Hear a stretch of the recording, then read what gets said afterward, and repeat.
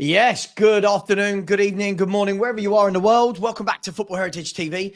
Today, we're joined by Karl from That Spurs podcast, and also Chris B, who you see floating around giving his opinions. Gentlemen, happy Friday. How are we doing? Not bad, Rich, apart from last night. But yeah, not too bad. Inconsistency strikes again, but... You wouldn't have it any other way, Karl, to be honest with you. It's why some of us don't get upset or too happy. We just sort of live in that middle road and told we're not real fans. But Chris, how are you? You were at the game as well. You were both at the game last night. How was it, Chris? Yeah, I think I was in close proximity to Karl. So it's the return of the Tottenham we love. That inconsistent side who were lucky to come out of that with a draw, I've got to say, as we were sat in the North Stand. And we watched 2 of the 3 disallowed Roma goals, and we made a very average, very poor Italian side look very good again. Yeah, it's they weren't in any sort of form. They've got lots of good players, Roma, but they've been in all sorts of difficulties for the last year, really. Since they let Jose go, they had a real upturn with De Rossi, then they had a downturn. The downturn continued this season. They then brought in Juric. The downturn continued. They've now brought in Dilly Ding, Dilly Dong, Claudio Ranieri. And to be fair, they've had a good draw with us. And then they were narrowly beaten by top of the table Napoli at the weekend. But guys, I want to look at yesterday. I want to go back to the beginning. And I think the big thing with Europa League games is we've looked at every game this year and gone, what is the 11 going to be? How many people are saying the sound is not working? Can somebody else in the chat please confirm that it is working before we carry on and look like idiots for the next 5 minutes? Can anyone please confirm? Somebody in the chat.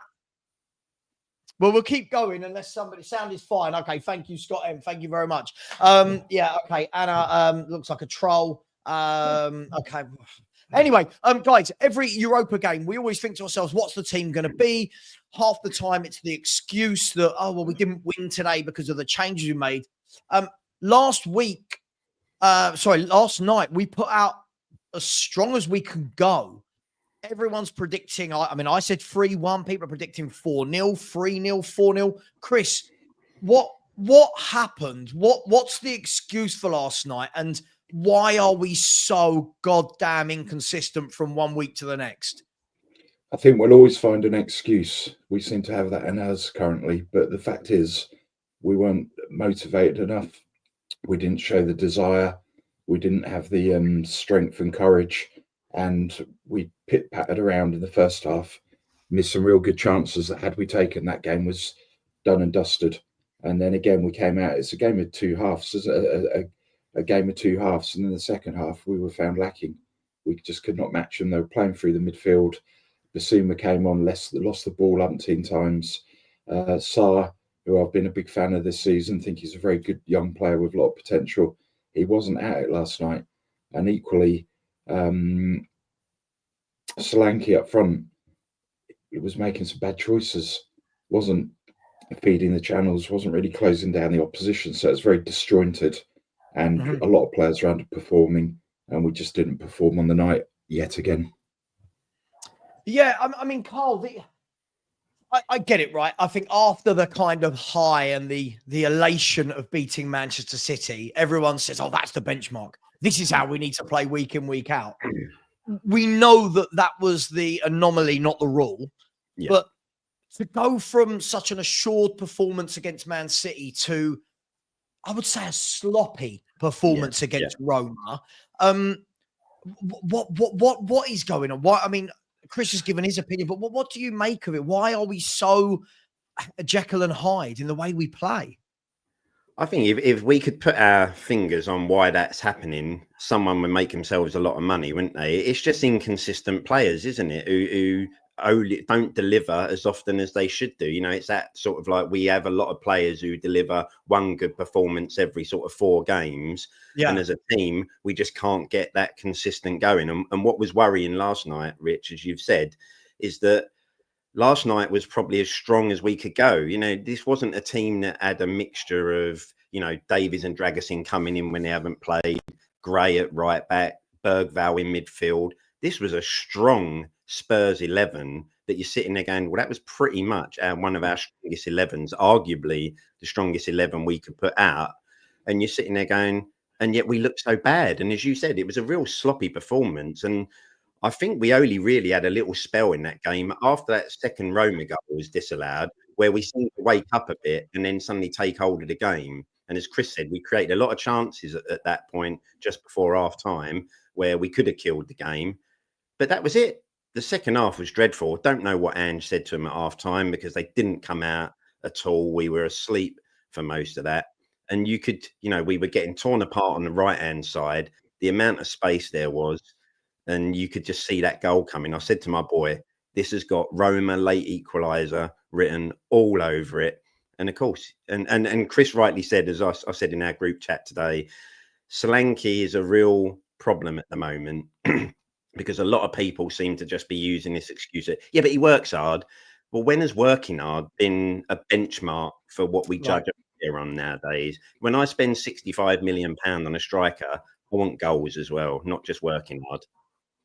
Yeah, I mean, look, we'll get into individual players as we go on, but Chris, a lot of the talk before yesterday was, well, look, we've set our stall of how we look really, really good against Man City. We changed it up. We had the two holders, if you will, with fullbacks actually playing as fullbacks and number 10 actually getting space.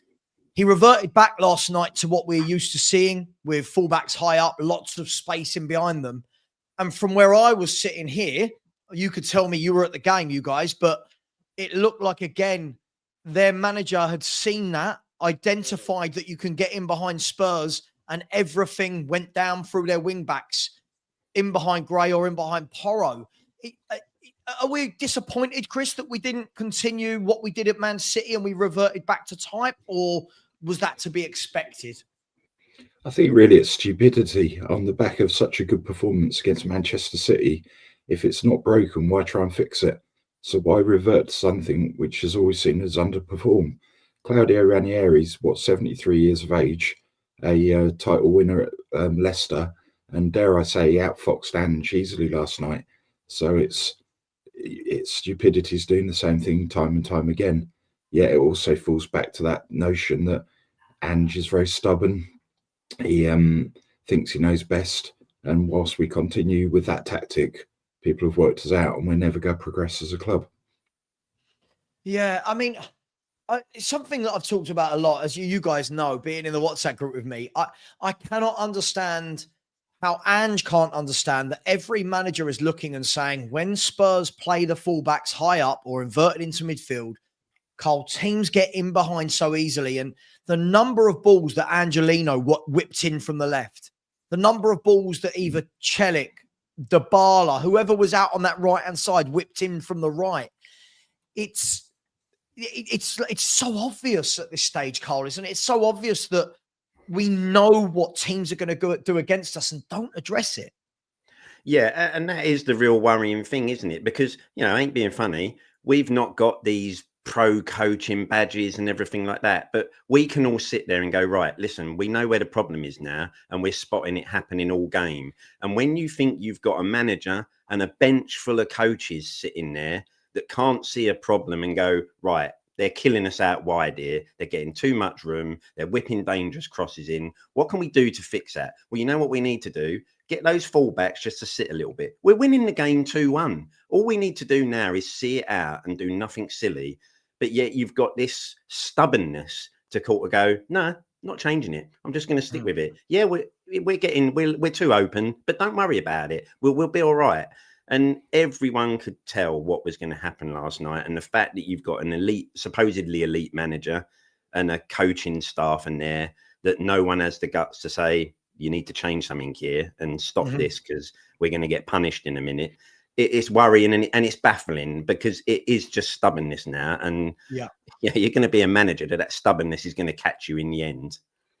Well, an elite manager doesn't continue to play an 18-year-old central midfielder left back, as game by game you're destroying any confidence that kid has got, and you're also leaving him vulnerable to being mugged off by senior players, and his confidence will be destroyed. And they targeted that last night. Yeah, 100%. Can't see any sense in that at all. Yeah, they knew, get it out to that right-hand side. You've got an inexperienced, naive young lad there, and we'll take advantage of that all day. And I've done a video before saying Ange is killing Gray before his Spurs career has even started by keep playing him as a fullback. 100%. Completely agree. I completely agree with you. I mean, look, guys, I want to look. Obviously, we'll talk about Ange's comments after the game, which I think were a bit tongue in cheek, but still a bit worrying. We'll talk about that in a bit. But Chris, that goal, I mean, we could say that equaliser was coming, but the last sort of 25 minutes of that second half, last 30 minutes, Roma deserved goals. They had 3 disallowed goals in the game. You know, a mixture of a mixture of good defending, stroke lucky that Roma players drifted into offside positions. But the goal was coming, Chris. They hit the bar, 3 disallowed goals, forced to make 2 cracking saves. Well, mate, the save Foster made near just before that goal, you know, was an unbelievable save. Superb. A massive warning sign again wasn't taken, was it? No, absolutely. I mean, but Chris, it was coming, right? So we can't really be surprised, can we? It was coming. Throughout that second half, it was only a matter of time. Once had one disallowed, then the second, and you always knew deep into injury time, towards the end of the game, we were always going to be susceptible from a free kick or corner, and surprise, surprise, the inevitable happened. Yeah, I mean, look, Karl, I mean, the worrying thing for me is we did some good things yesterday. I don't want to gloss over that. I thought we did some good things in patches. And for me, I think Kulu kind of mirrored the game. And what I mean by that is I think, Chris said it was a game of 2 halves. For me, I thought the game was, it was a game of 4 quarters. I thought the first quarter of the game, I thought we were awful. Yeah. And Kulu personified that for me. Couldn't pass a ball, gave it away every time he got it.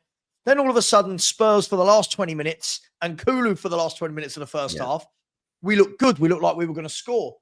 Second half started quite well. Not brilliantly, but quite well. We had chances. We could have killed the game off. And then the fourth quarter, again, all of our decision-making looked really, really bad, really sloppy. And Roma grew in the game, and it was good, bad. And that's where I am, Karl, as a Spurs fan at the moment. Yeah. That's where I am as a Spurs fan. Yeah. That game last night typified Tottenham for me. Yeah, I said that to my boy when we were coming out. I said to him, listen, it's just Spurs' season in one game. Up 1 minute, down the next, poor 1 minute, good the next. Yeah. And it is, as you say, it's just kind of how we are. And at no point did we put I said when we come out for the second half, we didn't look like we were coming out with this view of let's kill this game off now. Let's get this game done, dusted, kill it. And then for the last 20 minutes or so, we can kind of sit back a little bit, make some changes. It was just sloppy. And like as you said, it's our season, isn't it? Just so inconsistent. And I can't see if that was a team where a lot of changes had been made, you'd go, well, yes, because you've made lots of changes. Someone like Bergval's in the side.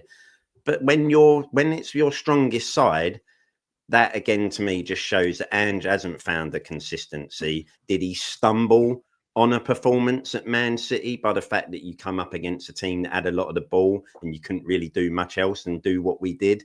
And I don't see how he gets any consistency going forward, because that was a strong side. And you think if that can't get consistency, then I think we're going to struggle. What I did struggle to understand was Bentancur coming off on 77 minutes and putting Bergval on. When I think, is Bentancur subject to that 7-game ban yet, or is that not come into force? Bentancur, though, was on the yellow card and walking a tightrope. He'd made a number of fouls, got the yellow. I get it, but I think my thinking behind this is he's like thinking, hang on, I've lost him for domestic games. I can't risk losing him for the next 2 or 3 Europa. I don't know, mate. That's just my thinking on it. But 2 minutes into the Man City game, Basuma picked up a yellow, was really walking on a tightrope, and we let him continue, didn't we? I just do not get this. I completely agree. I would say that Bentancur, though, is a bit more rash as a footballer for me. Just for and me. it's just one point, and it's just one mistimed tackle, isn't it? Even if you're not rash, just one mistimed tackle, and before you know it, yeah, that yellow card, and he's suspended for even longer than he is already. But yeah, again, he was, okay in moments and sloppy in others. It's, I say, it just sums up Spurs' inconsistency, really. Yeah, I mean, look, let's have a look at this then. I mean, when you look, let's look at the goals in the game. Look, we got the penalty early on. I thought it was soft. I think, in modern day football, it's a penalty. I think when we were growing up, lads, the ref would have just gone, "I'll get up." But now it's a penalty. We score, we're 1-0 up, and you're thinking, this could be a nice day. This could be a good day. But Roma didn't do what everyone said they were going to do. Everyone said Ranieri's going to shut up shop, through it at the back, wing backs that tuck in. They brought the game to us, didn't they, Karl? They came out and brought the game to us. Yeah, they did. They did. They weren't afraid to go forward. As I say, I think they knew where they could get at us. They knew that right-hand side and down those wings were going to be positioned where they could take advantage of our naivety. And they stuck to that, and they kept putting the ball out wide, and they kept going forward. And as you say, again, you kind of felt, and at one point when they got the equaliser, they could really have taken control of that game, because we were so open at that point, and they were kind of going through us like a hot knife through butter at times. And obviously, if that second stands, we're in real trouble. Luckily it woke us up. But yeah, they weren't scared. They weren't coming to sit there and think, "Oh, let's see if we can just get out of here with a point." They felt they could come and get the win. Yeah, they were. I mean, and Chris, in that first sort of 20, 30 minutes, especially, Dybala was picking up all sorts of space from the right, from the left, through the middle. And I mean, we had the lucky escape. We had the goal that was offside from El Shawari. Yes. And then we just didn't kind of learn, did we? We didn't shut up shop. We didn't learn. And look, then I think against the run of play, I think we got the goal and then had a good last 20 minutes, 15 minutes to the first half. But what it just reflects even further that 5 games into the European campaign, we've beat 3 pony teams on the trot. And then the last 2 teams we've come up who have been, I'm not going to say great, I'm going to say reasonable, because they were Galatasaray, who play in the Turkish league, and then a poor performing Italian side we've been found wanting. So all of this fake rhetoric and notion that I was hearing earlier in the season, we're favourites to win the Europa League, based on what? So we lack so much quality. And with Real Madrid coming down into that competition after their defeat to Liverpool the other night, can you imagine what even a poor performing Real Madrid side would do to us based on last night's and recent performances? I just don't get it at all. But they don't drop down now. You know that, right? They don't drop out of Champions League into Europa League. Oh, right, okay. So, okay, I thought they did, yeah. No. That's what stopped now. But you're right. We've beaten Ferencvaros. We scraped past them. We needed a penalty to scrape past Alkmaar. Karabag are awful. Look, everyone will batter Karabag. And then the 2 tough games in our 8-game segment, so to speak, we were taught a footballing lesson by Galatasaray. And then last night, I thought, to be honest, I think a draw, you could say it was a fair result, but I don't think we could have really complained if Roma had nicked it. But again, you're right, Chris. He's come up against 2 decent teams in Europe, and I'm not convinced. Karl, I'll come to you.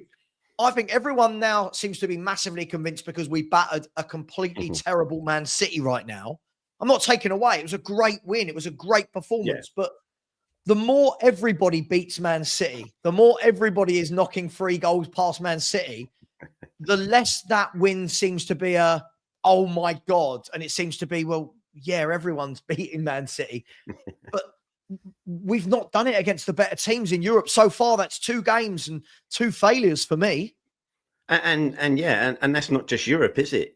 That's even been in the Premier League. When we come up against a side who can put a game plan in place and say, listen, there's a way you beat Spurs, and it's by doing this. Man City were perfect for us because they were never going to adapt and change their game for us. They'll allow you space. They'll go forward. They're not scared. Any team that says, listen, there's a way you beat Spurs, and if you don't go kamikaze, you look to hit them on the break, you take advantage of that space the fullbacks are going to leave, we struggle with. And ultimately, what that game did show us last night was there's a big question out there of can Spurs win the Europa League? And I think that game showed I don't think we can win it, because I think when we come up against a decent side, if you get a Lazio in the knockout stage, they'll win the tie in their home game, because they could easily tear us apart and the second leg is irrelevant. And I just don't think we've got that consistency where we can go away to a big side in Europe, get the results, grind out, a draw or something like that.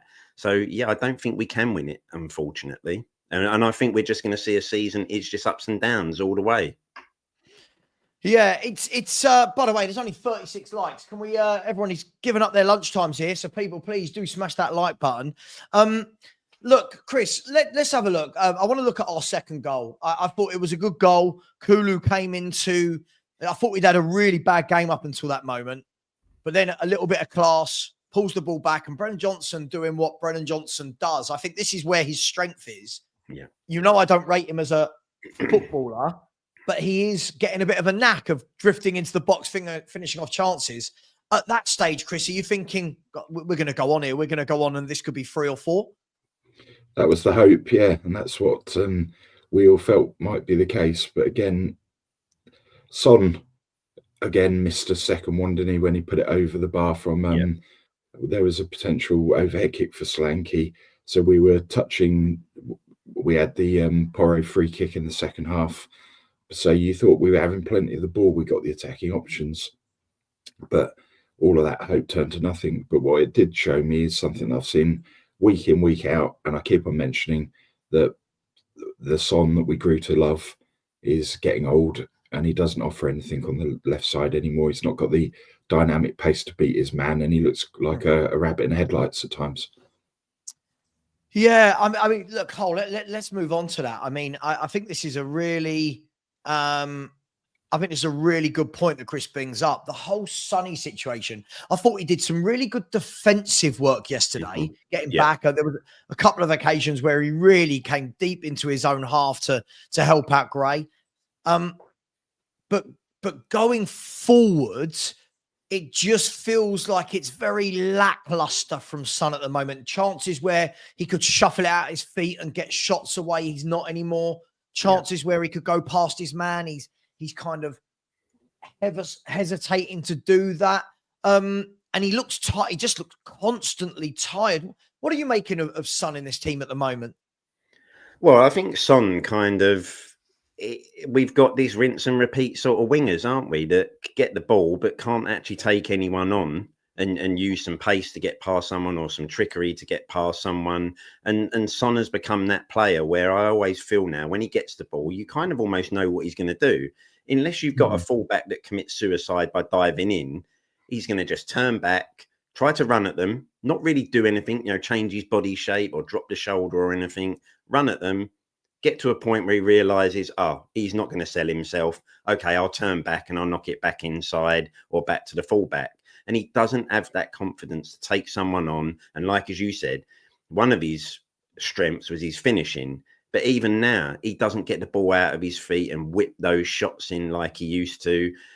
His finishing has been a lot to be desired at the moment. As Chris said, that chance where, Johnson is cleared off the line and then it drops us on, he should be burying that. And then the game is kind of probably won at that point. He just doesn't offer you that clinical side to him anymore. And if you're not going to be effective taking players on and get whipping crosses in, then what do you kind of offer the team? He just doesn't look confident anymore. But I think we probably all know why Sonny will still be around and is around. But yeah, he's not contributing in the way that he should do. Yeah, sorry, go on, Chris. And I guess a lot of Son's previous success can be attributed to one person, and that's Harry Kane, who had the piece of speed of mind and the footballing ability when he used to drop deep, put him into the channels. How many goals, assists did they have for one another? So when you lose a player of his quality, he's got lesser products around him, and he hasn't got those footballing brains that can unpick the locks and feed him through for shots on goal, etc.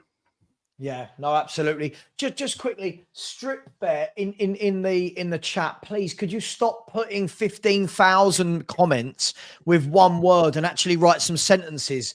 It's spamming the chat. I will block you. You're not being rude or anything, but I'm looking at the comment section. I can literally just see your name.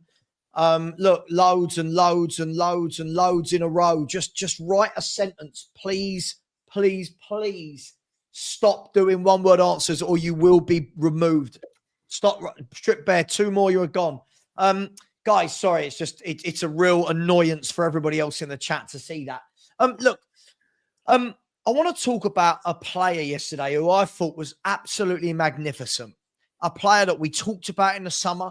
So when people were saying, that Spurs couldn't compete, couldn't buy top central midfielders, Manu Kone of Roma, I thought was absolutely phenomenal. I thought breaking the game down, driving forward with a ball, getting tackles in, going up and winning headers. He was absolutely brilliant. And he's gone to Roma for less than 18 million euros. We're buying Archie Grays for 40 million. They're buying Manu Kone's. Is this where some fans like myself get frustrated, Karl, that those players are out there? Yeah, and it's always been the way, isn't it, Savva? You know, when you look at some of the players we've brought over the years for the sort of money that we've brought them for, and then you see some of the players that we haven't gone and looked at for the money that they go for and what they could offer the team right now. The problem is, we want people who can offer the team something right now, not in 3 or 4 years. Yeah, that's great. But right now, we need players who affect the first team. And like as you say, when you see that sort of performance last night, you sit there and sort of think, if we had him sitting in our midfield doing the job that he did last night, how more effective would we be as a team? Then, it's unreal. But it's been something that's gone on years and years. You know, other teams seem to pick up these gems for 10, 15 million. And yet we're spending 40s and 50s on players that you sit there and go, who has signed this off? You know, what scout at the club has gone, spend that sort of money on that player when, I remember Mahrez when he went to Leicester, 350,000. One of the best wingers the Premier League has seen. But that's going to spend 50 on Johnson. Yeah, it's mad, isn't it? I mean, Chris, what did you, as I said, you were at the game, Chris, what did you make of Manu Kone? Because I thought he was everything we don't have in our midfield. Well, full of energy, full of drive. He's a big physical specimen. He was breaking through the middle, found himself out in the channels, whipping crosses in. So you look at him and you think he is everything that we need. He is everything that we thought and were promised Basuma potentially was going to be, and he's proven not to be. Yeah, I mean, look, guys, were you? Look, I could go on about Manu Kone all day. I mean, I said in the window, I would have loved Fofana that Juventus got for 25 million, Manu Kone that Roma got for less than 20 million euros. And let's not forget Matt O'Reilly. But Matt O'Reilly fell out with Ange, right? Which is what all the Celtic fans are saying, which is why we wouldn't get him. But again, look how cheap these players are going. And we decided that we were going to bring in 2 18-year-old centre mids. It does beg a belief a little bit, but I want to look at the team we put out last night. Were you surprised about James Maddison, guys? I thought Maddison had his best performance of the season away at City. We get back to White Hart Lane. He's in, 2 good goals. He's then not playing. Is this purely because he's going to 100% start against Fulham? Or is this just because Ange reverted back to type? What do we make about the omission of James Maddison? Yeah, well, I thought it was strange because, as you say, Savva, coming off the back of that performance against Man City, where I think we saw the James Maddison that we saw in them first 10 games last season, you kind of have to think to yourself, when a player's hot, you sometimes need to keep him in the team, especially when he's missed a bit of football the way he has leading up to that Man City game. It's not like he's played every minute and run himself into the ground. Even when he started, Ange has brought him off on around the 65th, 70th minute. You keep that player in the team because you want to build that consistency. And last night, with him on the ball, a little bit more creative, we could have had a bit more joy. So yeah, I thought it was strange. And then when you bring him on, when you do, you don't give him any opportunity to really come on and affect the game in a positive way. So I thought it was a really bad decision from Ange, to be honest. Yeah, I mean, Chris, look, just quickly, by the way, Mike said against weaker teams, Maddison should start.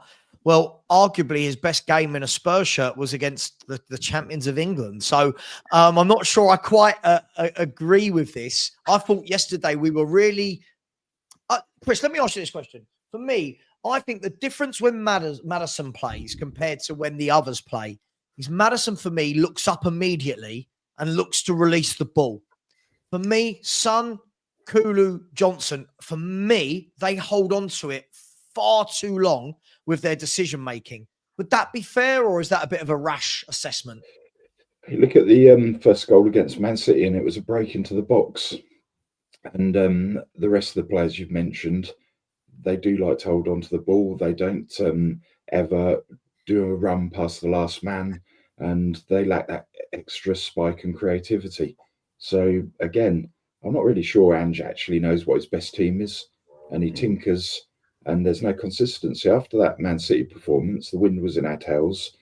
We'd got Maddison on the back of his best game in a Tottenham shirt. It's ridiculous not to give him another 90 minutes. You need players to get ready to get used to the formation, get used to the tactics, but we don't do that. We just change and chop and change and chop. So yes, I agree with your initial statement, Savva.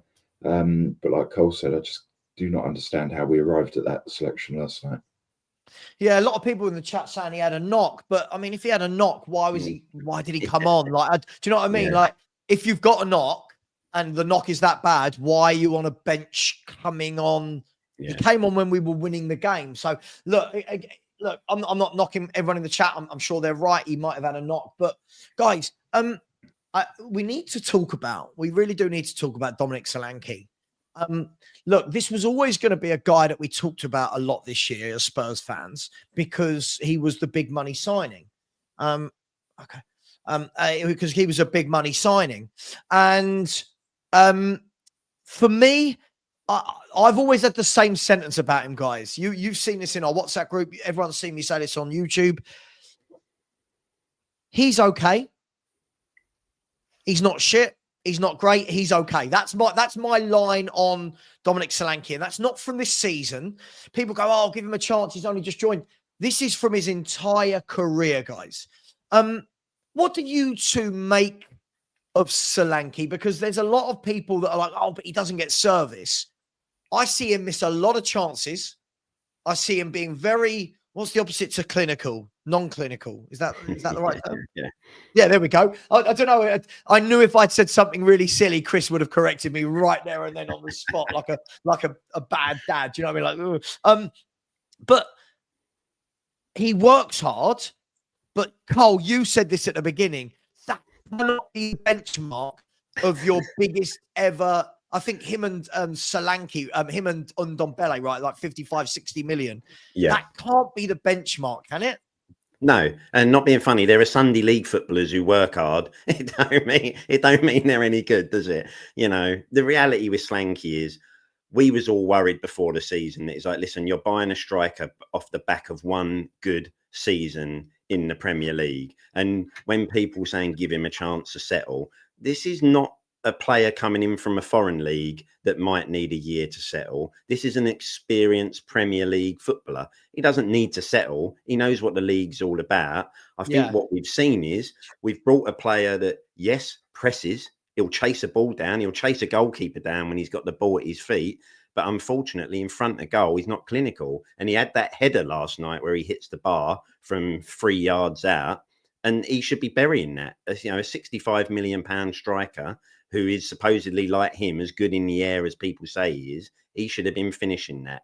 And I'm just worried. And I think we've seen it in his goals this year. Tap-ins, he'll get your tap-ins. But when he has to clinical or be clinical in front of goal, I don't think he's got that about him or in his locker. And like I say, if you're going to excuse his performances on the fact he works hard, and some people say he holds the ball up well. Well, he lost the ball quite a lot yesterday up against his centre half and got robbed, and the centre half nipped in front of him on more than one occasion. So I just don't think we've signed the sort of striker we need for that sort of money. Yeah, I mean, like, I don't disagree with any of it. I mean, Chris, that when he signed, we had the usual brigade that started making loads of videos about, oh my God, Spurs are going to be scary. That's the new word, isn't it? We're going to be scary with Solanke. And Solanke fits Ange's system, Ange ball, like a glove. Now, all of a sudden, I'm being told, no, but he's there to work hard and hold the ball up. And Chris, I don't even think he holds the ball up well. I see the ball fired into him and just keep coming back to midfield. What do you make of Solanke? A lazy signing, in my opinion. We said we knew who we wanted from the outset of the season. And if we knew that we wanted Solanke, why wasn't he signed in the first week or two of pre-season so that he could get a full pre-season training under him, understand the ethics and values of the club and what Ange was going to ask of him? But we signed him like 2 weeks before the end of the window, and it lacked a lot of imagination for that 65 million. If you had a decent scouting network and if you had people in the club who know football, then there are lots of options out there. Like Bournemouth brought in Evan Nilsson, the Brazilian from Portuguese football, for what, 45 million? So 20 million less than we paid for Solanke. He's got 4 in 11 and he looks a real good player. And in the Portuguese leagues, there were some goal scorers, as you'd have found across France and Spain. But it was as if, I don't know, he was our last chance option. But we've consistently made bad signings. You look at alongside Richarlison, 65 million, absolute joke, waste of time, couldn't hit a barn door. And we've spent close to 130 million pounds on those two collectively. And my expectation is for 65 million, yeah, you go run a lot. Yeah, you go try and close people down, as you're a footballer on best part of £200,000 a week. So it's bad investment, poorly scouted players, and they're not the top strikers that you ask. Would he walk into a Man City team? No. Would he walk into a Chelsea team? No. Would he walk into an Arsenal team? No. Would he walk into a Man United team? No. But we always go for the cheap options. We seemingly want second best, so he fits the mould of our club, which is not to do any more than we absolutely have to. Yeah, it's interesting, isn't it? I mean, look, as I said, Karl, I don't mind him. Like, I don't ever watch him and go, poor. And I never watch him and go, oh my God, this guy's dreadful. But I watch him and I just think, how have we given a scouting team 65 million pounds, whatever it is, to go and find a striker, and across the entire Europe, across the entire world of every footballer, that's the guy that they said we could spend 65, 60 million on. For me, a lot of times yesterday, and in games I've been watching this season, he gets the ball, he swivels, turns to run at defenders. He does that very well, then runs into them. Yeah. Then his first touch, puts the ball too close to the defender. I just don't know what he is and what he's meant to be in this system. Yeah, and that's the worrying thing, isn't it? When he's your key man, like, now, let's say if he'd been brought in as backup to Harry Kane, we'd be sitting there saying, yeah, okay. Because if he's going to come in every now and then or in cup games, not a problem. But when he's your key man, that you're supposedly, if your whole system relies on him, and he's going to be someone that you're looking for goals, like as I said earlier, you've brought a player based off of one season. Who does that? Surely you look across a number of seasons and say, right, is this guy consistent? Well, not really. He's had one good year, but look at all the previous years he's had, and you're talking 3-4 goals in, 19, 20 games. Well, that shows us this guy isn't a consistent finisher. So we should be turning our attention straight away somewhere else, even if you have to spend a little bit more than that, but you're going to get a better finisher. So I think we've got what we, if you like, you kind of deserve, because you sit there and go, well, if you were a decent scout, you'd have gone, yeah, he was great last season, but what about all the time up before that? Not very good. And you'd have moved on. Sure. Yeah, no, absolutely. And again, as I said, look, listen, he'll score at the weekend against Fulham and everyone will go, see, but for me, I feel like every player we've got personifies Tottenham Hotspur. It's all so inconsistent. So he didn't score for his first 3 games. Then he scored for 3 in a row against, I think it was Qarabag, Brentford and Man United. Then he didn't score for 7. Then he scored against Villa and Galatasaray. Now he's not scored for 4 in all competitions. It just feels very much like, and again, this will happen, guys, and we're going to move on to this. We're going to move on to the Fulham game. I've got no doubt in my mind we will beat Fulham because this is what we do. We have a game where we don't look impressive. Then we have a game where we do really well. Probably have a 2 or 3 goal blitz in the second half of 15 minutes and everyone will go, oh my God, Ange ball. I expect us to beat them. But then after that game, everyone will be losing their minds and look how great we are. Everyone's in the mud. No one can question the manager. But Chris, we're now 18 months in. This isn't the first season now. We're 18 months in. This team has been together for most of that time, right? So this whole conversation about consistency, learning his style of play, we're building. It's basically the same 11 plus Solanke. It shouldn't be this, should it, Chris? Surely we should see a little bit of that, maybe the odd dip, and then back to...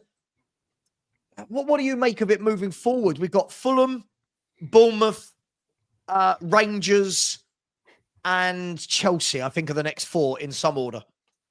We should be winning 3 or 4 out of those. If we do, remains to be seen. But we talk about this project. Look how quickly the new Chelsea managers hit the ground running. Look at how they're motoring. And he's not taken 18 months. So you've got a guy here who'll be 60 next year. He's a year and a half into a 4-year contract. He's quickly approaching 50% of the term of his deal. So you can't go into a potential 3rd season and say, oh, give it time, the project continues. No, because a year after it's finished, he's out the door. So we, as a fan base, we like the wind. We change the wind, don't we? We've a few games, we're brilliant, we're cooking, we're dangerous, we're untouchable. Like our players. Brennan Johnson scored, 7, 8, 9 game goals in a row, and he's been labelled generational. Yeah, if you watch him week in, week out, you'll know that he's good at one thing. That's arriving quickly in the box and taking those quick chances. But if you feed him the ball into the channel as an out-and-out winger and say, play off the last man or drop your shoulder and go on the outside, this time go on the inside, it's lacking. So the whole project thing, everybody's got their take on it, but people may need to accept that nothing's happened, and we need to see some output and some dividends fairly quickly. Yeah, I mean, Karl, just quickly before I come to you, I just want to look at a couple of comments, and again, like, it's give him a chance. I mean, this is a 27-year-old. We're not talking about a guy that's been consistent for 4 or 5 years and has joined a new club and needs time to settle. We're talking about a guy that hasn't done a lot in his career, and I think we're seeing why. When we're saying he's not playing on the shoulder, for me, he's had more than enough chances. You watch him yesterday; he's not clinical. He snaps at shots. For me, just not good enough. And then Jay Yid says incredibly harsh and wrong. He's played well in the majority of games in his overall play. Now, again, when people like Jay Yid say the next sentence, this can easily be dispelled by facts. And I know people don't like facts, but when they're saying surprised how good his hold-up is, guys, we looked last night at his hold-up play and the number of times he's lost possession in the Premier League, the number of times he's dispossessed. It's high. It's really, really high. The number of times he loses the ball and the number of times that it hits him and bounces off. So when people say surprised how good his hold-up is, it's factually, it's not been. Factually, it's not there. Are we just saying things we want to say, guys, so that we feel a little bit better about our guy? Because if one of our rivals had signed this guy for 60, 65 million and he had done what he'd done so far at Spurs, we'd be ripping him a new one. I think it's what we do as Spurs fans, isn't it, Savva? And I think we've said this to each other before, haven't we? Because we haven't signed what I would consider a real quality player for as long as we have, we try to cling on to any little hope that every signing we make is generational, or, oh my God, this guy's amazing. He managed to trap the ball last week. Well, yeah, he's a professional footballer on £1 a week. I would expect him to do that. But we've got to try and cling on to that hope. And we want to try and believe that the scouting team they're cleverer than us. They know what they're doing. They've found a real gem here. When you go, well, if they found a real gem, all the elite clubs have the same scouts, if not more than Spurs. So why haven't they been on this guy? They've done their homework. They've looked at his past, like as you said. He's 27. He's been around the block, not clinical. Liverpool didn't want him. They're an elite club, and they realise not clinical enough for us, I'm afraid. Push him on. But we've got to try, and Spurs fans love to try and cling on to any hope. We do indeed. I mean, look, when people are asking me in the chat on what metrics, on what index, go and look at all the Opta stats of the number of times Solanke loses possession, is dispossessed, gives the ball away. Listen, I'm not knocking him. I think he's okay. My opinion has never changed on him. I'm not surprised what I'm seeing from Solanke, guys. It's not like I'm going, I can't believe this. This is what I thought in the summer. This is why I didn't want to sign him. Now, will he score goals? I think he's going to get you 15 goals, maybe. Sure. I think he's going to get you 15, 16 goals. Is that enough for that price tag? He's the main man. He's not come in as part of a group of 3 or 4 strikers that all get 12 to 15 goals. He's coming as the main man up front. And for me, I don't know. I just think he's snapping at shots. There was one chance yesterday where he was laid in and his shot was just straight down the throat of the keeper. And you're thinking there was no accuracy. I go back to a player like a Jermaine Defoe. Yeah. Players like that, they get the ball out their feet. They know how to finish. That ball would have been hard, low across the keeper. I don't know. I don't know. He's just a bit meh for me. It's just, he's not terrible. Like as you said earlier, though, Savva, when he went on that run, when he was scoring, a few goals in each game, they were all similar goals, tap-ins. And in each of those games, he'd had opportunities where he was laid in and then he actually had to finish by picking a spot to beat the keeper. And he was missing those chances. And it worried me. After that first game at Leicester and the chances he missed that night, I was thinking, oh, I'm worried here because this doesn't look like a guy that's clinical. Yeah, I mean, I was worried from watching him at Bournemouth. I mean, there were Bournemouth fans that I streamed with in the summer that actually said, look, he's patchy. He has these games where he looks great, but at Bournemouth, he was just left in the box to score goals. Yeah. At a bigger club, you're doing more than that. Do you know what I mean? At Bournemouth, at Spurs, you're doing a lot more than that. There's a lot of emphasis on you. So look, I'm not going to sit here and berate the guy. He is what I thought he'd be. Chris, people in the chat are talking about Cunha of Wolves. Now, for me, that's a player that excites me. That's a player I look at and I go, yeah, give me a bit of that. Good control, dribbling, goal scoring. I think he's got like 8 already for Wolves this season in the Premier League or something. And a player that excites you, Chris? Oh, yeah, definitely. Really good player. I think that Wolves have also got another Brazilian midfielder that I take alongside him. They've got some good quality players on that side. Yeah. If I could get the two of them, definitely every day of the week. Yeah, absolutely. I mean, guys, look, I'm not going to sit. I know everyone thinks every time we critique Spurs that it's got to be a massive Ange in, Ange out, all this kind of. Obviously, it really doesn't need to be. For me, though, he does say some very strange things in interviews, and I didn't really read too much into it yesterday. I'll be honest; I'm really bored of watching his press matches. But being a YouTuber, you have no idea how many people want to send me information every single day in YouTube or on WhatsApp. It's madness. I got the same video clip about 15 times last night. And look, for me, I think it was very much tongue in cheek. But again, he's talking about, I'll start with you, Chris. He's talking about this entertaining thing. And again, I think a lot of it was tongue in cheek. I'll give him that. But he's talking about entertaining. And would you rather we came out and went for a 0-0? But there are a lot of fans now not liking these things that are being said, Chris. What are you one of them? For me, I just think it's all a lot of nonsense what he says. But where are you at with the interviews that he keeps giving? Well, Thick Dundee, as we refer to him, it just baffles me at times. He doesn't come across as polished and an elite level coach like some of the Alex Ferguson interviews back in the day, Arsene Wenger's, your Pep interviews. It's almost like he's getting niggled and rolled by some of the questions coming his way from the press. So he comes back with these silly responses. Just say it as it is and say what your feelings are. But I don't think he's doing himself any favours whatsoever with some of the responses. Yeah, I mean, Karl, how did you take the whole "we're here to entertain" type comments that have come out? As I said, I firmly think he had his tongue planted in his cheek, but a lot of people have not taken that. And in this day and age, Karl, when you say something, not you, when the Royal, when you say something, fans, the media, call-in shows, everybody will run with that soundbite, and he knows that, right? Yeah, I'm amazed, especially when you consider he's got a PR person supposedly sitting next to him who's going to, advise him that these are the questions you're going to get.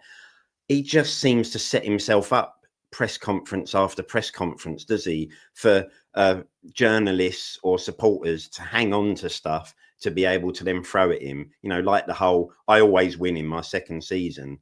Well, listen, if you're going to come out and say something like that, don't be surprised the first minute it goes tits up, someone's going to come out and go, thought you always win in your second season, Ange.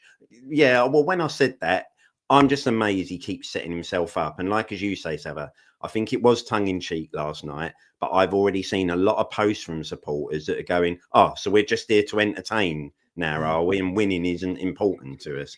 And you've got to know at this level, you can't say, you need to just come out and be a little bit more diplomatic, say something sensible, get away from it. He just, in my opinion, just keeps setting himself up. And ultimately, I think the problem he's going to find with Ten Hag gone, the media are looking for that next manager that they can throw some pressure on. And I think he keeps setting himself up for him to be that manager. Mm-hmm. Yeah, by the way, George has said Solanke is in the 33rd percentile. I love percentiles for expected assists, 58 for pass completion, 85th for non-penalty expected goals, and only 63rd for non-penalty goals, and 37th, sorry, for shot creation actions. I mean, God, we've got stats crazy in the world, haven't we? But yeah, look, Chris, I know you need to jump in 1 minute. Karl, are you all right to carry on for 5-10 minutes? We can keep going. Yeah, all good, mate. Yeah, all good. Chris, I passed over to you. Look, we've got Fulham at the weekend. I've got no doubt you'll be there. Is this a good game to be playing? We've only won one of our last 4 games, Chris, in all competitions. I know everyone's going mad because it was Man City, but we've been battered by Galatasaray, looked crap v Ipswich, looked magnificent versus City, and then looked very ordinary v Roma. Are you expecting the yo-yo pattern to continue against Fulham, or is this a tricky game? I'm going to go for a 3-1 win. I think it's a team we should be beating. We always have the excuse it's either an early kickoff, which we can't get ourselves up for. It's a 5:30 kickoff we can't get ourselves up for, or it's a midweek 8 o'clock kickoff, which we can't get ourselves up for. So we've always got an excuse for being underprepared and not ready to go. But on this occasion, we definitely have the quality. We should have the class. And let's not forget, Fulham were beaten by Wolves last week, weren't they? 3-1 or something. And that was, so we should be winning that game. Yeah. Look, I agree with you, Chris. I think we should be winning. Listen, I'm going to let you go because I know you've got some work to go and do. But thank you very much, Chris, and everyone in the chat. Say thank you, Chris, all in one go. Big up, take care, and much love. I'll speak to you later, dude. Bye-bye. Big up. So Chris has left the building. Big up to him. Karl has remained. We'll go for a little bit longer and we'll talk about football. But just quickly, a user, big up, said, "Will not win anything under Ange. He on Levy's page." I guess what you mean by that, and I guess you'll tell me if I'm wrong, that there's a reason he's at the club because he is on Levy's page, and I don't know. Is that how you read that, Karl? I mean, how would you read that? I'm guessing he's thinking he's kind of Levy's puppet almost, which is, we'll sign young players instead of real quality, and I'll go with it. And there may be an element of that. Is Ange ever going to get a better job than the Tottenham job?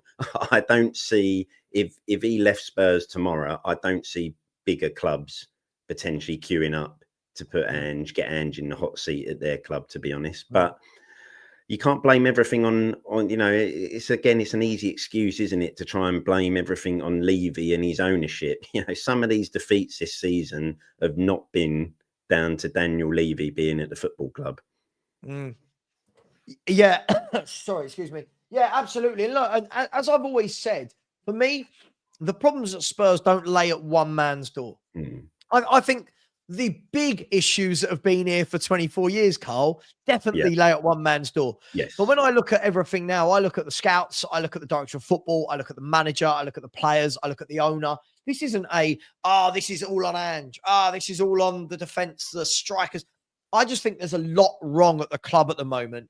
And comments like this kind of, listen, Mike, I don't disagree with you to an extent. I disagree with you with some of it, but when you say one thing you can't take away from Ange is that his football creates lots of chances, it does, but it's also that gung-ho style of play of just creating chances that leaves us very wide open at the back, Mike. When we're saying based on XG, it should have been 4-2, I'm watching that game yesterday going, well, hang on. Roma had 3 goals disallowed. They scored 2, had 3 disallowed. They hit the bar. Forster made some wonderful saves. So how on earth, based on expected goals, should it have been 4-2 to Spurs? Mike, Karl, am I right there in saying, listen, we all want to watch goals. I love that this style of football creates chances, but at the detriment of the midfield and the defence, can't surely be a reason that we just praise that, should it? Or should it? No, and the trouble is, Savva, when we sit there and say, like, well, this team, this football creates lots of chances, only if you play against a side who are prepared to commit defensive suicide and don't come with a game plan. It doesn't create lots of chances. We weren't tearing Ipswich apart in that game against them, where it was like, I can't believe we're losing 2-1 here because we've hit the bar, hit the post, keepers pulled off 10 saves or something. I don't think this football does create lots of chances unless you play against a side who lose their heads and just go kamikaze for 10, 15 minutes and you have a good spell. The footballs can be sometimes quite stale and just side to side and a bit predictable. And like, as you say, if you're going to do that and then leave yourself wide open, then you're coming in for criticism because, and like as he said, could have won 4-2. Yeah, could have lost 5-4. You can flip that so easily.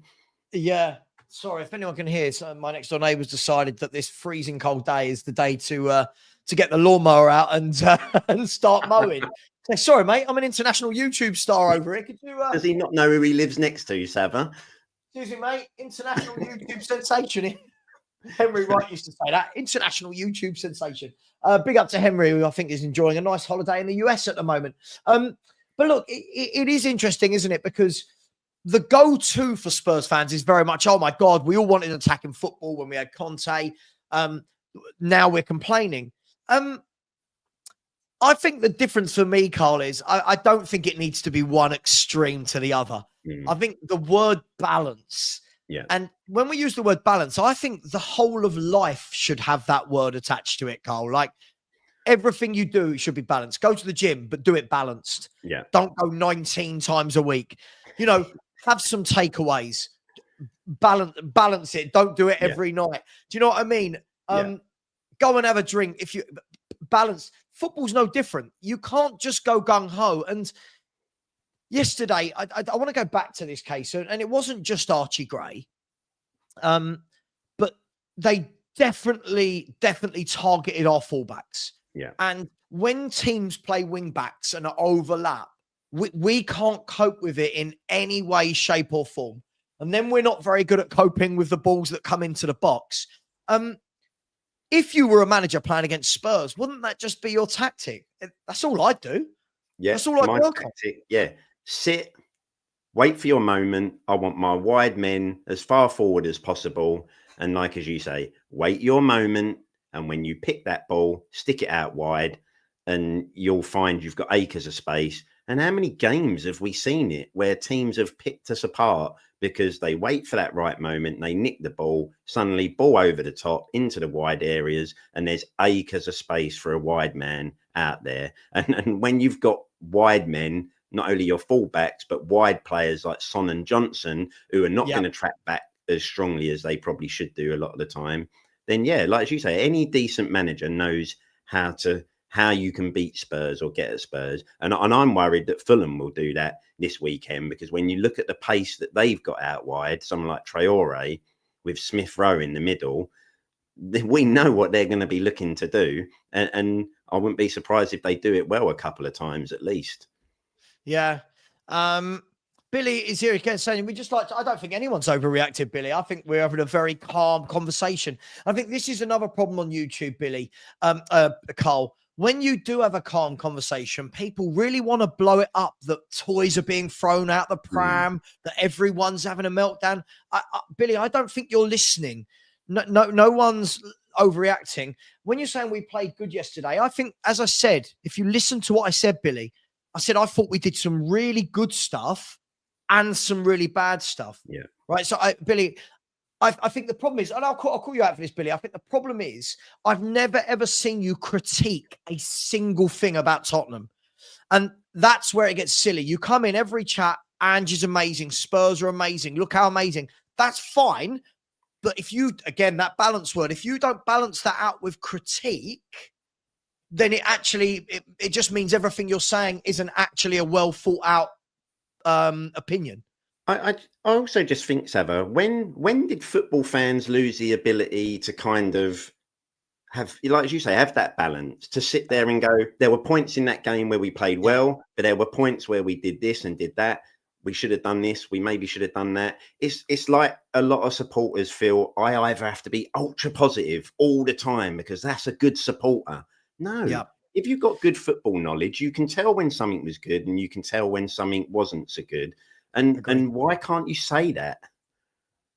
No, absolutely. Absolutely. As I said, I thought the second part of the first half, thought it started to get into a bit of a groove. We started to look like, hang on, we're going to score goals here. Yeah. And then I was expecting that to kind of to come on. But Savva doesn't remember Baggio. So I'm going to take this as a compliment, Karl. How old do you think I am? What, I don't remember Baggio. I remember both Baggios. I remember Roberto and Dino.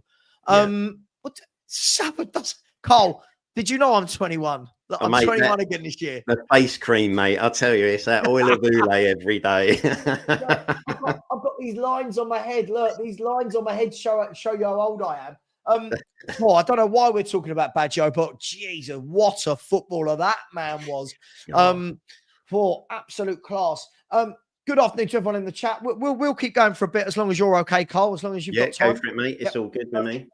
I think it's really important as well. Look, you know, listen, we can praise after the Man City game. And again, I thought we got everything bang on in the Man City game. Yeah. As I've said, and I'll stand by my opinion, Karl, you've known me for years, right? We've known each other for years. My opinion doesn't change from the 22nd of November to the 29th of November to the 7th of December. I need to see continual.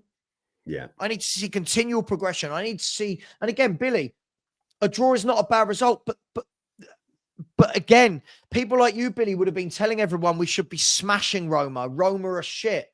Then when we don't beat them, it's not a bad result. Well, Roma have struggled to beat anyone for months. Roma have been very poor. So again, you were telling me after the Man City game that now we're going to get some consistency. Again, win, you're on a high, kick on, back down to reality. And yes, I do think we'll beat Fulham, Billy. I do. We should. We shouldn't have Fulham come into White Hart Lane and go in, oh. And if they do beat us, again, it's even more. But look, Karl, I want to talk about. I do want to talk about Archie Gray. We touched on it earlier. Yeah, I didn't think he had a terrible game yesterday. By the way, I didn't think he had a terrible game, but I am feeling sorry for him. You could see definitely in the second half they'd realised. Like the first half, I thought quite a lot of the play actually went down Porro's side. And Angelino, who I thought was very, very good yesterday, was getting joy. Second half, Sule and Celik down that right-hand side just started to overload. And a lot of the balls from Kone, he was winning it on the left-hand side. It's that 50-yard diagonal over Gray's head. And I felt sorry for Gray. I really did feel, I'm not saying he was terrible, but I truly feel sorry for this kid at the moment. I feel sorry for him every time he's put in one of them fullback positions. And ain't being funny, Savva, especially on the left-hand side. The kid's a right-footed footballer who even at right back didn't look comfortable. What makes you think switching him onto his unnatural side is going to make him feel any more comfortable? And as you say, in that second half, they just knew, switch it. It's that pass was on all day long. Gray didn't know whether to go and close the guy down or back off and let him run at him. He was just lost. And ultimately, they worked it out at half time. Listen, this kid, if he doesn't have Son tracking back to help him out, we've got a double up over here. And he doesn't know whether to come, go, sit, stay. And they just took advantage of it. And I don't like it because I think Ange is doing him far more damage than good right now. To be honest, you'd be better off loaning him out to a club where he can play as a 6 in midfield than actually keep using him as a fullback right now. Because I just think you're demoralising the young lad every game you play him there. No, I completely agree with you. And I as I said, I felt sorry for him. You could see, listen, these managers we play against. I mean, Herzler did it against Spurs. I think the Ipswich manager did it against Spurs. They get to half time and they go, look, guys, look, we've seen where their weakness is. And where I felt really sorry for Gray yesterday was the second goal for Roma. Because of the way the corner panned out, he was actually now on the right-hand side. They overloaded again. It wasn't his fault. I'm not saying the goal was his fault at all. Yeah. They overloaded the ball in from, I want to say it was Angelino, but it might not have been. The ball that came in, and then there were 3 players at the back post all waiting to tap it in. I just feel really sorry for him. And we're now nearly into, I mean, we're a month away from 2025. We still haven't seen Archie Gray play central midfield for Tottenham Hotspur. Even when he makes substitutions, Bergval's the one that comes on and goes in centre mid instead of Gray. What can we expect the second half of the season from Gray? Do you think we're going to get to see him in central midfield? It doesn't look like it, does it? Because as you say, Savva, when you look at the options there are in midfield, he's behind Bentancur, Bissouma, Maddison, Kulusevski now looks like he's going to play in central midfield if Ange wants it that way. And then Bergval's getting ahead of him. So I don't see Gray ever getting a run out in the number 6 position or in that central midfield area. And like I said, for me, if you're not going to do that, ship him out on loan. Let him go to a club, say, lower half of the Prem or Championship, and just develop in that 6 position and then bring him back next summer and see if he's developed or his game's come on, because it's got to be better than keep playing him as a fullback right now. And he's got to be sitting there thinking, I was signed as a midfielder. Why does this bloke keep sticking me out as a fullback? As a fullback, yeah. It's harsh. I mean, again, this guy kills me. He's got he can't critique. Look, Archie Gray is being developed the same way. But again, Billy, I don't know if you're a proper Spurs fan, sorry, I don't mean that in a horrible way, but I don't know how long you've been a Spurs fan. Gareth Bale joined Tottenham as a left-sided player and continued to play on the left side. Yeah. Archie Gray's a central midfielder, a right-footed one, playing left back. You don't grow as a footballer by being played criminally out of position and being taken to the cleaners every week when you play. Sorry, Billy, that's not quite how development of players works. Look, Gray has shown some world-class vision and long balls. I mean, this is the problem, isn't it, Savva? So if a footballer plays one decent pass one day, he's got world-class vision and I could play a world-class ball. Like, I'm a half-decent footballer. I could play you what looks like a world-class ball one day. This is just ridiculous. I mean, Mike, look, I think what we've seen from Gray, let's try and level it out a bit here. I think when we see Gray go into those inverted midfield areas, every now and then he does play a nice little pass. But when we're talking world-class vision, I mean, I've seen. I'll be honest. I've seen nothing from Gray purely because of how Ange plays him. I've seen nothing of Gray that makes me go, "That's a great bargain at 40 million." I've seen nothing at the moment, and I'm not blaming Gray for that. I need to be really clear. I'm blaming Ange for that. I'm not blaming Gray. But another player that keeps coming on. I mean, Bergvall. He's another one where in the summer. There was a lot of hype. You know, he played well against, you know, the South Korean teams, QPR, Hearts, you know. And then when he's come on, I've never really been, for me, another player, Karl, would you say that needs a loan? Yeah, 100%. Yeah, I mean, we were seeing clips before he joined, weren't we, Savva, of him taking 4 or 5 players on, scoring goals. And I would sit there and say to you now, what have you actually seen that tells you where he's going to play in the team? Is he a creative player? Is he a defensive-minded player? I literally don't know what Bergvall is yet. We think he's going to be a more creative player. But again, we won't see it and he won't develop it by playing bit parts here and there. Get him alone. He's a young lad. And again, like as you say, we're not criticising him. We're not saying he's a bad player. He needs to develop. It's what young players need to do. And he'll need to find what his game is. But at this moment, we're not seeing it. And he's not going to be able to develop it by being used the way he is.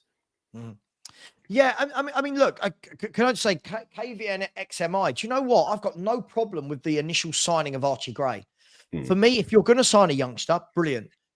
For me, why not Gray and Manu Kone? Why not bring in a balance? Sign a player for now and sign a player that he can learn from that player and develop and suddenly one day take over from him. Balance.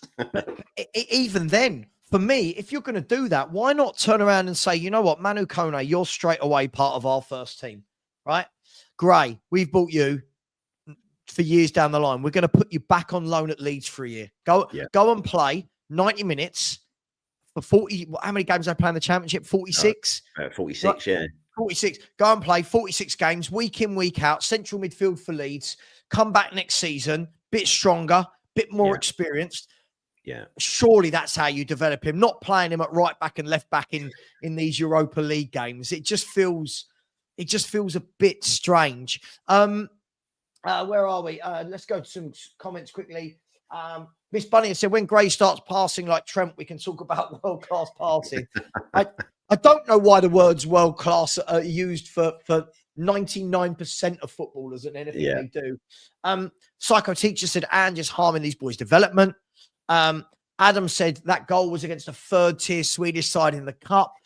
And again, I think this is to Karl's point, Adam. Like, you know, you can't, when we're putting compilations together of, oh my God, what a gem, got to remember these are young lads. They do need time to settle. But for me, bring in Bergvall and then say, I don't know, I'm just spitballing. Speak to Scotty Parker at Burnley. Say, do you want to take this young lad we've got on loan? You know, give him a game, every other game, let him play. I don't know. Scotty Parker might not want him, but you know, you get my point. Like, look, let's see how good they are. Ben has said an awful signing for 40 million on a guy who doesn't play. Look, for all I know, for all Karl knows, for all everyone in here knows, Archie Gray could go on to be the best midfielder the Premier League has ever seen. Yeah.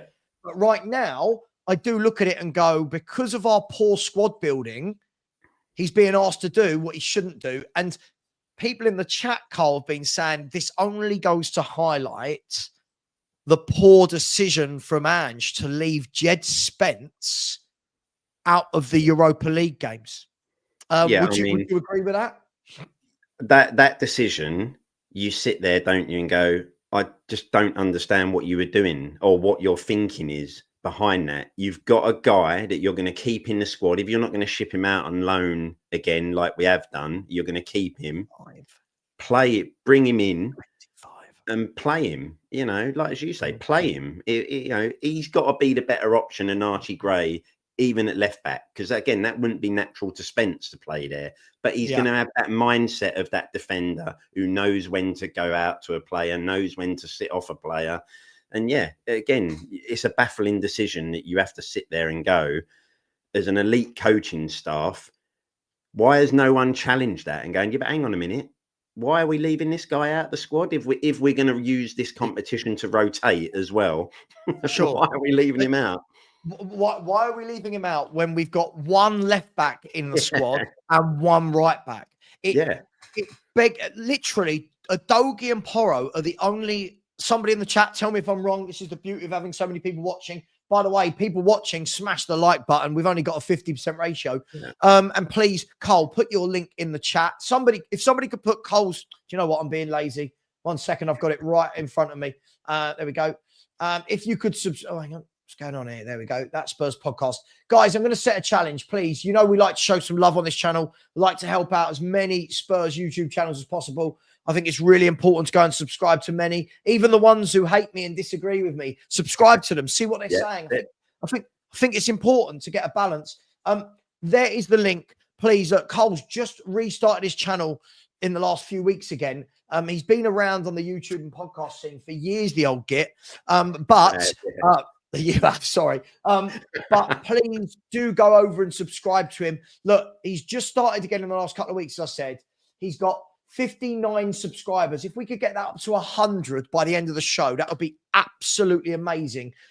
That would mean 40 of you, and there's 250 in the chat. So less than a fifth of you. Please, if you could go onto this link, subscribe. I'm going to keep a little check on it. We've already managed to get it up to 60. Come on, let's get 40 people. Please get over there. It really is appreciated. Help out all the Spurs YouTubers. Tony lives in Sweden and did tell everyone all summer that people should take the chill pill, the Swedish Allsvenskan. If I've said that wrong, Tony, let me know. But I feel like I said it really well. He said the Swedish Allsvenskan is a shit league. Look, I think it's just some of these leagues are going to be easier for players to stand out, Karl, right? It's natural. When you buy players from Sweden, when you buy them from Norway, when you buy them from Bulgaria, there's going to be that kind of transition period, especially for a young player. But our fans, again, in the summer, started losing their mind. And it wasn't just Graham Bergvall. Jamie Donnelly, look how great he is. Jamie Donnelly's gone out on loan to Orient. When he does play, the Orient fans have started. I posted what they sent in the group the other day, didn't I? What the Orient fans are saying. Yeah, not happy, are they? They're not happy. They don't rate him. They want him to go back to Spurs. And I think, again, it shows that we're just very, very knee-jerk, talking about our young players. Massively, mate. I mean, and I used to years ago coach youth football, and you know what? You'd see some players that would really stand out at a level, and you go, "Phew, this young lad looks really good." But like as you say, when you then suddenly throw him in against the same level of player, you then actually go, "Oh, doesn't actually stand out as much as I thought he did at this level." Because now he's with players of a similar level, you realise, "Oh, actually." I'm not seeing the things I was seeing a while ago. And that's what we're doing. And I think we've said it time and time again, mate, but we've been so starved of actually signing someone of real quality that we're now looking to try and big up anyone we sign. And when it's a young player, it's like, oh, this is the next Messi. This is going to be the next best thing since sliced bread. When actually you go, listen, he's been playing youth level football or lower league football. That's kind of like League One, League Two level. There's a big jump from there to Premier League. Do you know what, Karl? When I was younger, I worked at Charlton Athletic. Yeah, and I was part of Graham, who's in our WhatsApp group. Yeah, where you go by there, G-Man. So he was the head of their development center. So they were the bridge between the academy full and Sunday league, so to speak. So they were the bridge where they invited people down for trials, and they'd go into the development center every Tuesday and Thursday night. And then the ones that were really good would then go into the proper academy and sign deals. And when you had, there were the ones that came to the development center every Tuesday, Thursday that were like, okay, they're nearly there, but not quite. And we need to develop them a bit. And then once a month, you'd always have trials, which was normally 11-a-side games or lots of little 5-a-side games where loads of kids could come from all over the regions, and they'd have a little call sheet with who they play for, what position they play, what they've achieved. And it was so many of the parents would come down and go, oh, my boy, Billy, whatever his name is, Jimmy, whatever. My boy, he got 97 goals last year for Phoenix Rovers under 12s. Do you know what I mean, right? Yeah. Graham always used to say to these parents, okay, well, look, let's see what he's got, because every kid here is going to talk about my kid, my boy, my lad, It's when they go up against all the other better players, you see who stands out, and most of them didn't. Most of them didn't, because when you're playing in the playground, right, and you're scoring hat tricks and you're playing for your school team, it's a big difference to playing against all the technically astute players of your own age or older. And that's why there were so many. We saw hundreds and hundreds of kids every year that came through. How many of them went into the actual academy? 2 or 3. How many from that academy made it through to the first team? 0.0000%, right? And this is what we do. And it's slightly different because they're already pros.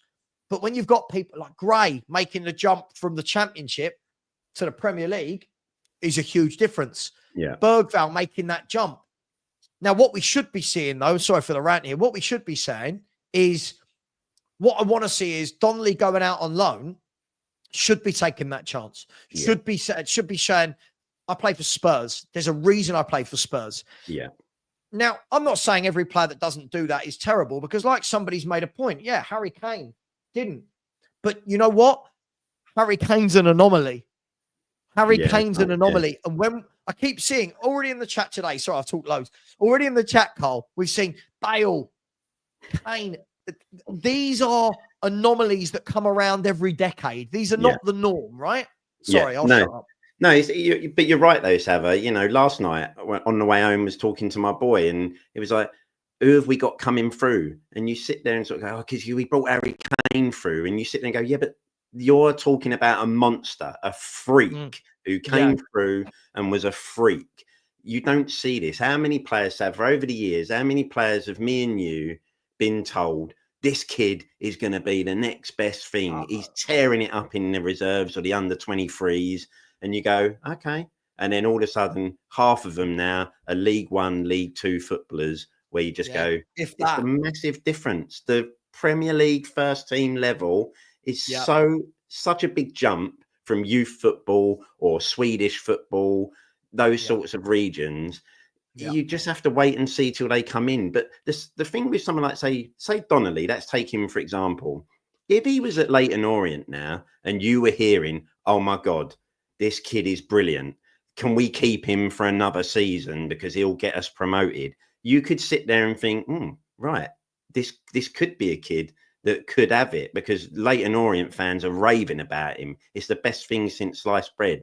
If he's not impressing in that league, you have to sit there and go, well, if he's not impressing down there at the moment, how's he going to step up to the Premier League level? It's not going to happen. And that's absolutely it. And I think the problem is when we want to base people on Harry Kane, how many young players come through? I'll ask this question right now to everyone in the chat.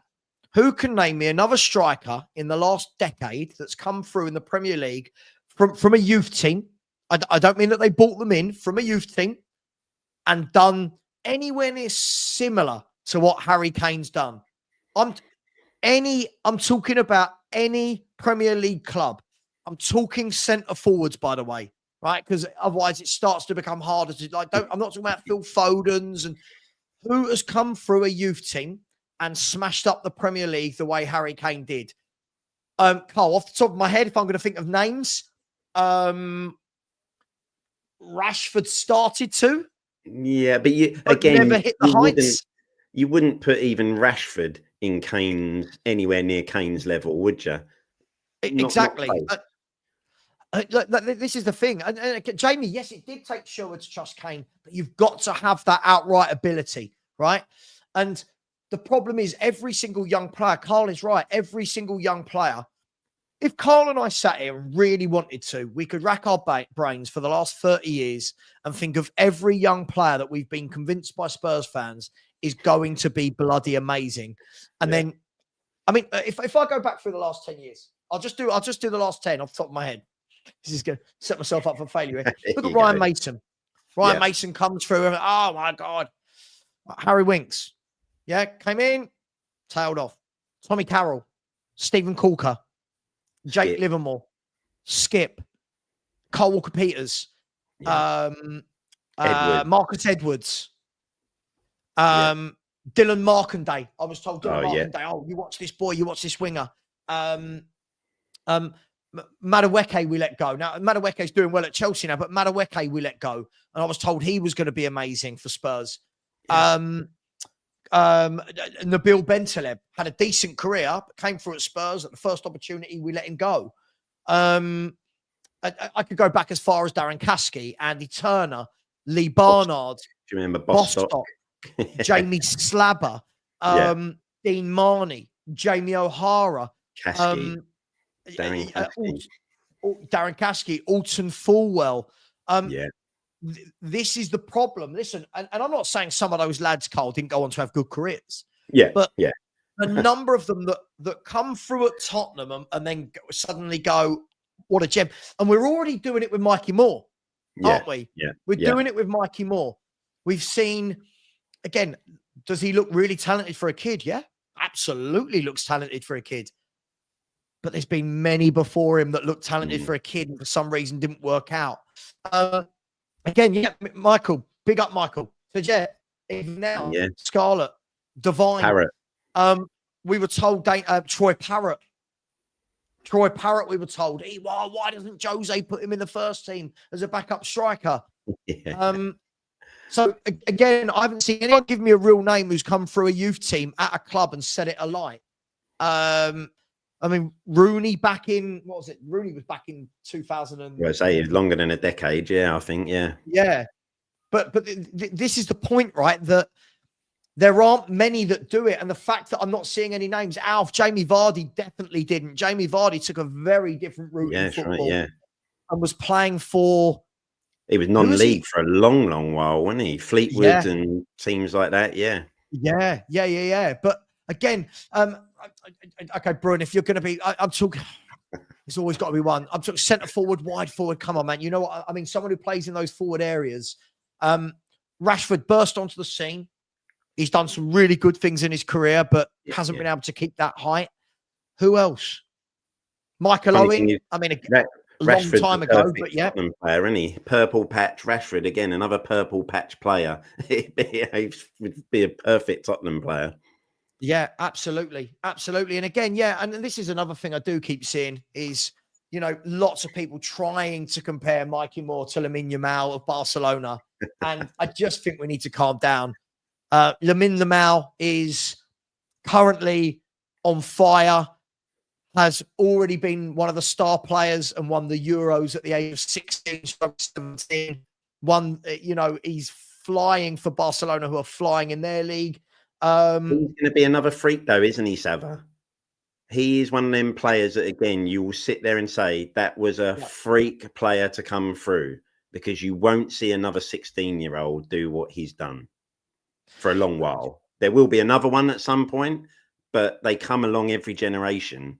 You're not wheeling these players off a conveyor belt and going, oh, here you go. Here's the next one.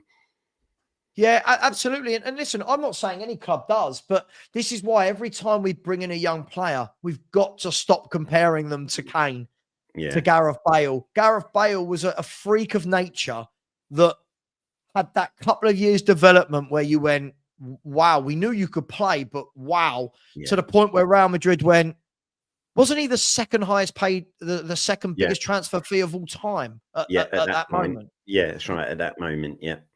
And I think people need to just calm down. But hey, I'm not sure I agree with that, George.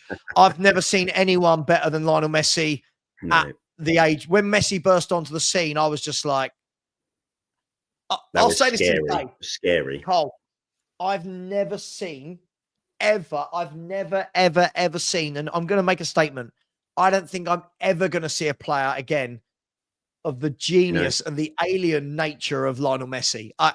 Best I've ever seen by a mile. Yeah, and we won't, because the kid, even at 17, had everything. Strength, ability to take players on, vision, weight of pass, scoring goals. that again, yeah, you will never see another player come through as good as that. Never. Yeah, it's absolutely. I mean, I just can't. Do you know what? And again, I always saw that the Ronaldo Messi debates, and I just watched them and went, yeah, one's just so much better than the other at everything. Like his touch, his control, gliding past players, Yeah. getting fouled and just getting up and playing on, his passing, his movement, his work rate. Everything about him, I've never seen. No. I've never seen anything like it. No. And I'm actually quite sad now that we don't get to see Messi and Ronaldo in a top league. Well, Really because sad. like as you say, there's no one beneath them that you go, No one. this is as close as it's going to get. And it probably be like as you say, mate, it'll be so long before we see another one like that. Yeah, it might not even be around, mate, when that happens. And do you know the worrying thing as well for me about this whole situation with Messi and Ronaldo and all of that is you're right. When you look behind them, I'm hearing Mbappe. I watch Mbappe a lot of weeks. I'm often left very underwhelmed. Yeah. I'm not saying he's not got the skill set. Yeah. I'm not saying he's not capable of brilliance. But Messi and Ronaldo, they did brilliance every week for about 15, 16 years. Like nowadays we're seeing players do something brilliant every month and we go, oh my. These boys, they made it look the norm, didn't they? Yeah. And what I say, their average game was most players' best game of my career. But that was like this is an average game for those blokes. You know, that's the level we were talking. For sure. Absolutely, mate. And listen, I don't want to go too long. We'll go for another 5 minutes. Look, let's bring this back to Tottenham Hotspur. We can talk about Lionel Messi all day long. But look, it is going to be interesting because we have got the January transfer window that opens in 33 days or whatever it is. My maths might not be. About 34 days. Can you see Spurs doing anything? I mean, people talk about the need for a left back. People talk about the need for another goalkeeper. The manager said we're not going to do that. People talking about the need for midfield support. Can you see us doing anything? No, I can't, if I'm honest with you. I can't see us doing anything because ultimately I can't see the players. We know we're not going to go and sign. We're not going to go and rip out Kuna from Wolves. So we're not going to go and raid them and go, right, him, and him. We're having them for the rest of the season. So, yeah, I don't see us going and doing anything where we're going to rip out someone's best players from them. So what are we going to do? Bring in another couple of kids, an emergency goalkeeper? But again, I don't see us doing anything. I don't think we bring anyone in this window because I think as well, you've got a manager that's already setting the expectation and like, listen, we're not going to do that. So, yeah, we're not going to do it. So I just to be honest, nothing that's going to change the direction of our season, at least. Yeah. I kind of get the feeling it's going to be Yang joining us. We know he's coming in to join the club, and then I kind of get the feeling we might cut short a loan deal of someone to bolster the squad. But look, we saw in the summer it was very much a cost cutting exercise. It was a salary stripping exercise. I can't imagine a lot has happened since then in terms of our finances to mean that we've got a kind of injection of finances to go and spend on luxury. Yeah. And again, big up Ethan Bates in the chat and said, Savva, we factually won't be signing players without foreign players leaving. It's all a little bit skewy. But Karl, I'm going to put you on the spot for the last minute of the show. Going to put you on the spot. And by the way, anybody that hasn't subscribed to Karl, come on. We're 30 away from getting him to the 100. He's just started his channel again. Come on, people. Show some love. You lot, these shows are free for you. So please show some love. Karl, let's just see. We got you up to 70. Come on, people. Look at that. Thank you very much. Nice and easily. Karl, Tottenham very hit and miss every week. We're in all the competitions. What do you see being the outcome of Spurs in the competitions and the league this season? I know there's a big ask in November, but what do you see? Do you know what? I think league-wise, it'll be 7th or 8th, 2 up and down, and I can't see us sorting that consistency out. So 7th to 8th in the league.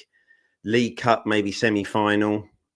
Europa League, quarterfinals. And FA Cup, maybe quarterfinals around that mark. But I just think the consistency is going to just hold us back and kill us as the season goes on, to be honest. Yeah. Yeah, no, listen, I agree with you. I think it's a lot of games. I think this was always the worry. There's a lot of games. The moment you pick up a couple of injuries, as I said, we can't complain because all the people that were praising the summer window, and some of us sat there and said, and I don't want to be the I told you so, but we sat there and said, listen, we've not done what we need. You're negative. Well, here we are. You know, we've won 1 in 4. For everyone that wants to talk how great we are, we've won 1 game in our last 4. So for me, I think we're going to see more of the same between now and the end of the season. A lot of ups, a lot of downs, and then we'll be told that it's his 3rd season where we get stability and stuff. But Karl, I am going to leave it there. Big up, Jose. Thank you so much. Again, sub to Jose as well. Come on, we want to be subbing to everyone. I find it amazing. You've got 200 people in the chat, and all they've got to do is click this one button, and we don't get people sharing the love in this community. I bet you if it said win a free ticket to somewhere, people would signed shirt. Signed shirt. Yeah. Eltel, listen, I told you so. Told you so. Told you so. Told you after the City game. Listen, I'm waiting to be proved wrong by Tottenham. Karl, thank you so much for joining. No, it's been an honour, mate. Really appreciate it. Listen, much love to each of you. And guys and girls, please remember it's football. Go and spend some time with your loved ones. You know, forget football just for a little bit every day so that it doesn't consume. Take care. Please follow all the Spurs creators. Show some love. And as always, come on, you Spurs.